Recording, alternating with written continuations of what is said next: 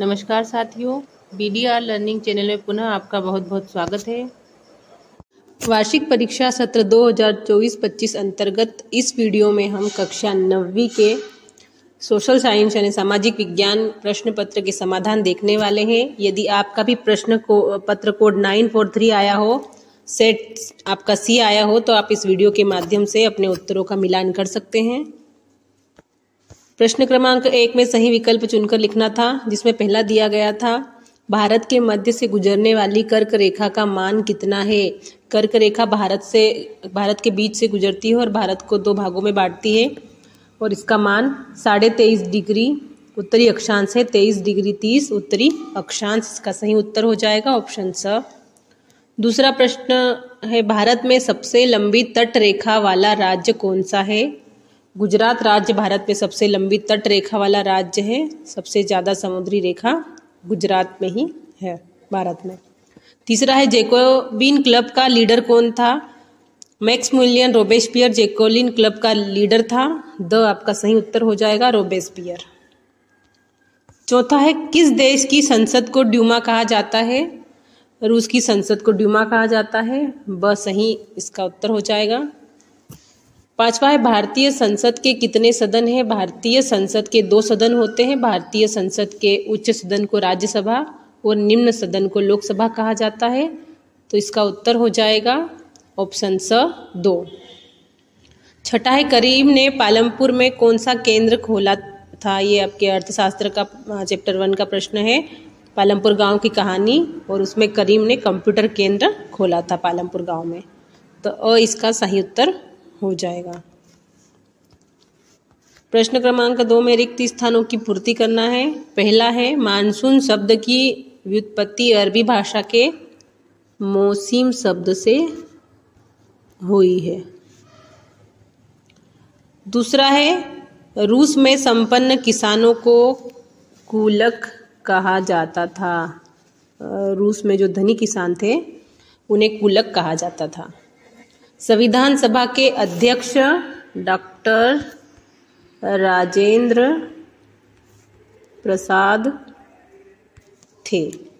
यहाँ पे ध्यान रखिएगा, संविधान सभा के अध्यक्ष डॉक्टर राजेंद्र प्रसाद थे, जबकि प्रारूप कमेटी के अध्यक्ष डॉक्टर भीमराव अंबेडकर थे। परंतु यहाँ पर अध्यक्ष का पूछा गया है, तो इसका राइट आंसर होगा डॉक्टर राजेंद्र प्रसाद। चौथा दिया गया है भारत का संविधान अपने नागरिकों को 6 मौलिक अधिकार प्रदान करता है। हमारे देश में नागरिकों को 6 मौलिक अधिकार दिए गए हैं। पांचवा है भारत में वयस्क मताधिकार की उम्र 18 वर्ष है। राष्ट्रीय खाद्य सुरक्षा अधिनियम सन 2013 में लागू किया गया। 5 जुलाई 2013 को इसे लागू किया गया। यहाँ पर वर्ष पूछा गया है, सन पूछा गया है, तो 2013 इसका सही उत्तर होगा। अगला प्रश्न है प्रश्न क्रमांक 3, जिसमें सत्य असत्य कथन छांटकर लिखना है। पहला दिया गया है ग्रीष्म ऋतु में उत्तरी मैदान में बहने वाली पवनों को व्यापारिक पवनें कहते हैं। ये असत्य हो जाएगा। ग्रीष्म ऋतु में उत्तरी मैदान में बहने वाली पवनों को व्यापारिक पवनें नहीं कहते हैं, लू कहा जाता है ग्रीष्मकाल की हवाओं को। दूसरा है एक निश्चित समय अंतराल में जनसंख्या की आधिकारिक गणना जनगणना कहलाती है। सत्य कथन है। तीसरा है सन 1914 में रूस पर जार निकोलस का शासन था। ये कथन भी सत्य है। चौथा है हिटलर ने बर्लिन में आत्महत्या की थी। ये कथन भी सत्य हो जाएगा। पांचवा है भारतीय वन अधिनियम 1865 में लागू किया गया। ये कथन भी सत्य है। और अगला है बेरोजगारी से जनशक्ति संसाधन की बर्बादी होती है। ये कथन भी सत्य है। इस प्रकार आप देखेंगे पहला कथन असत्य है, बाकी सारे कथन सत्य हो जाएंगे। प्रश्न क्रमांक 4 है, जिसमें सही जोड़ी का मिलान करना है। पहला दिया गया है भारत जो कि एशिया महाद्वीप में स्थित है। भारत को मिलान करेंगे एशिया से, पहले का ई हो जाएगा। दूसरा है मैंग्रोव वन जो कि तटवर्ती क्षेत्रों में पाए जाते हैं। तीसरा है जनसंख्या नीति जो सन 2000 में बनी।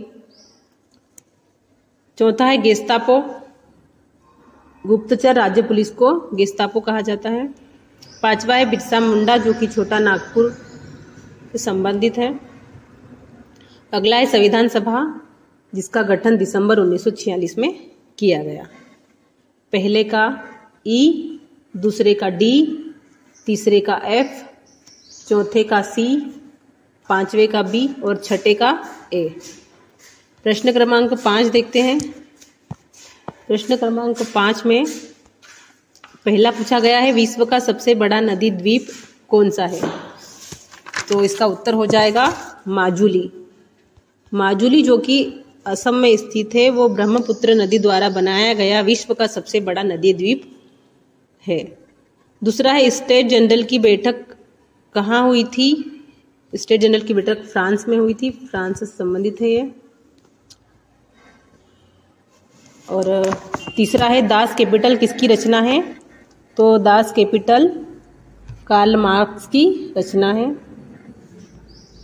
कार्ल मार्क्स तीसरे का सही उत्तर हो जाएगा। चौथा है, हिटलर ने जिस विचारधारा को जन्म दिया उसे क्या कहते हैं? तो उसे नाजीवाद या नात्सीवाद कहा जाता है। नाजीवाद भी सही उत्तर होगा और नात्सीवाद भी इसका राइट आंसर हो जाएगा। पांचवा है, पंथ निरपेक्षता का क्या अर्थ है? पंथ निरपेक्षता का अर्थ होता है कि राज्य किसी भी धर्म के साथ भेदभाव नहीं करता है, सभी धर्मों के साथ समान व्यवहार करता है। इसका लास्ट है, भारत में निर्धनता रेखा का आकलन किस संस्था द्वारा किया जाता है? उस संस्था को NSSO national sample survey organisation या भारतीय प्रतिदर्श सर्वेक्षण संगठन कहा जाता है। मैप देख लेते हैं। नक्शे में पहला आपसे पूछा गया है छोटा नागपुर का पठार। 4 विकल्प दिए गए हैं, 4 ऑप्शन दिए गए हैं, इनको नक्शे में आपको प्रदर्शित करना है। तो पहले में है छोटा नागपुर का पठार, जो कि झारखंड क्षेत्र में, यहाँ पर छोटा नागपुर का पठार आ जाएगा। दूसरा है नर्मदा नदी, नर्मदा नदी जो कि मध्य प्रदेश से निकलती है और अरब सागर में गिरती है, यहाँ पर आपका आ जाएगा नर्मदा नदी। तीसरा है मालाबार तट, मालाबार तट जो कि भारत के पश्चिमी तट पर है, दक्षिणी पश्चिमी तट पर, यहाँ पर आपका हो जाएगा मालाबार। चौथा है सतपुड़ा पर्वत श्रेणी जो कि मध्य प्रदेश में स्थित है, ये यहाँ पर आ जाएगा सतपुड़ा, सतपुड़ा पर्वत श्रेणी। इसी के अथवा में 4 और दिए गए हैं स्थल जिनको मानचित्र में प्रदर्शित करना है। अथवा के पहले का है थार मरुस्थल, थार मरुस्थल हो जाएगा राजस्थान साइड। दूसरा है अरावली, वो भी राजस्थान, यहाँ पर अरावली हो जाएगा। तीसरा है कोरोमंडल तट जो कि पूर्वी तट, दक्षिण पूर्वी तट पर है कोरोमंडल। और चौथा है लक्षद्वीप, लक्षद्वीप ये यहाँ पर लक्षद्वीप हो जाएगा। नक्शे में प्रदर्शित करने के साथ साथ आपको नाम भी लिखना है स्थलों के। तो दोस्तों, यदि वीडियो आपको अच्छा लगा हो तो वीडियो को लाइक कीजिएगा और अपने दोस्तों तक वीडियो को शेयर कीजिएगा। और साथ ही आप आने वाले प्रश्न पत्रों के समाधान देखना चाहते हैं तो चैनल को सब्सक्राइब कर लीजिएगा। मिलते हैं नेक्स्ट वीडियो में। Thank you.